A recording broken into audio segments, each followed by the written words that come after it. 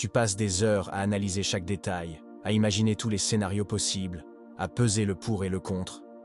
Et au final, tu ne fais rien. Ta tête tourne en boucle, tu ressasses le passé, tu anticipes l'avenir, et tu finis bloqué dans un cycle sans fin de réflexion excessive. Ça t'épuise, ça te stresse, et surtout, ça t'empêche d'avancer. Mais aujourd'hui, ça va changer.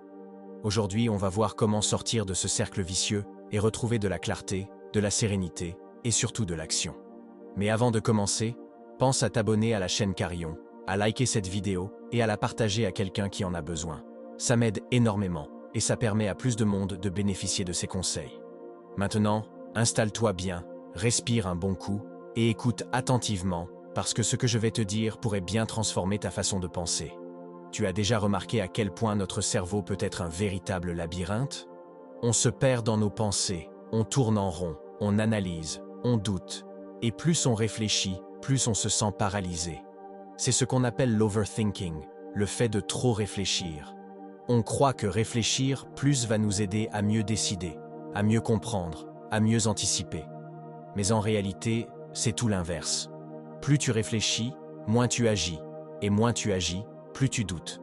C'est un cercle vicieux dont il faut absolument sortir. Le premier problème, c'est que l'overthinking vient souvent d'une peur. Peur de l'échec, peur du regard des autres, peur de faire le mauvais choix. On veut être sûr à 100% avant de se lancer. On veut éviter les erreurs. On veut tout maîtriser. Mais la vérité, c'est qu'on ne pourra jamais tout contrôler. Le monde est imprévisible. La vie est faite d'incertitudes. Et attendre d'avoir toutes les réponses avant d'agir, c'est comme attendre que toutes les lumières soient vertes avant de démarrer un trajet en voiture. Ça n'arrivera jamais. Alors, comment arrêter de trop réfléchir? Déjà, il faut comprendre une chose essentielle. Réfléchir ne mène à rien si ça ne débouche pas sur une action.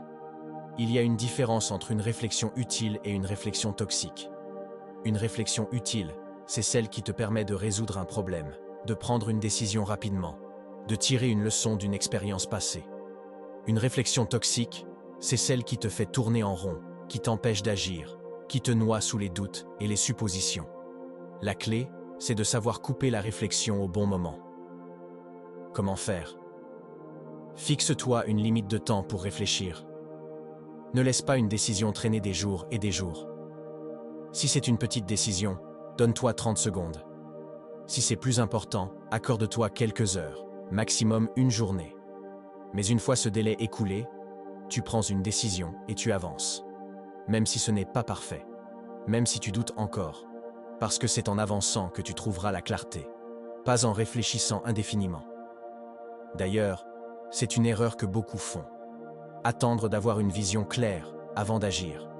Mais en réalité, c'est l'action qui apporte la clarté. Imagine quelqu'un qui veut trouver sa passion mais qui passe son temps à y réfléchir sans jamais rien tester.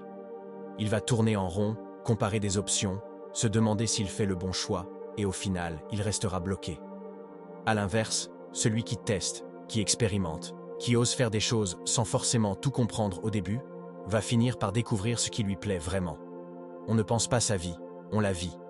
Une autre chose qui te bloque dans l'overthinking, c'est le besoin de perfection. Tu veux faire les choses parfaitement, prendre la meilleure décision possible, ne pas faire d'erreur. Mais tu sais quoi?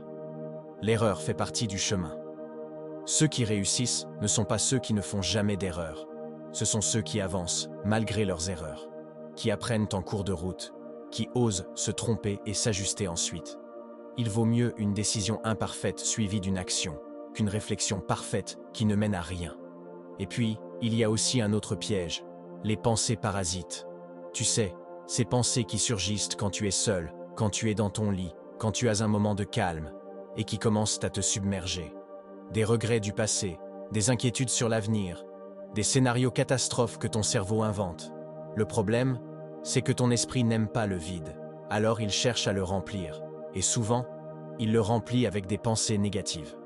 C'est pour ça qu'il est crucial de reprendre le contrôle sur ton mental. Une méthode simple, reviens dans l'instant présent. Concentre-toi sur ta respiration, sur les sensations de ton corps, sur ce que tu ressens ici et maintenant. Fais des exercices de respiration, médite, sors marcher, éloigne-toi des écrans et des distractions. Plus tu es ancré dans le présent, moins ton cerveau pourra te piéger avec des pensées inutiles. Et enfin, souviens-toi que tout est temporaire. Ce que tu ressens aujourd'hui, ce doute, cette confusion, cette impression d'être perdu, ce n'est qu'un passage. Dans un mois, dans un an, tu verras les choses différemment. Ce qui te semble insurmontable aujourd'hui sera un simple souvenir demain. Alors arrête de donner trop d'importance à tes pensées. Ce que tu dois retenir, c'est que réfléchir, c'est bien. Mais agir, c'est mieux. Fixe-toi une limite de temps pour penser, prends une décision, accepte l'incertitude et avance. Même si ce n'est pas parfait, même si tu as peur.